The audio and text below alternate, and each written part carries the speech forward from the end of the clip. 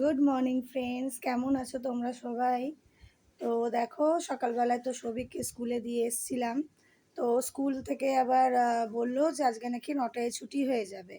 তো স্কুলের কোনো প্রবলেম নেই, হয়তো আমাদের ওয়ার্ড থেকে কোনো সমস্যা আছে। দেখলাম হোর্ডিং দেওয়া আছে কোন কোন স্কুল কোন কোন দিন ছুটি দিয়ে দিতে হবে। তা স্কুল থেকে আর বেশি কিছু বললো না যে প্রবলেম আছে, ওই জন্য 9টায় ছুটি হয়ে যাবে।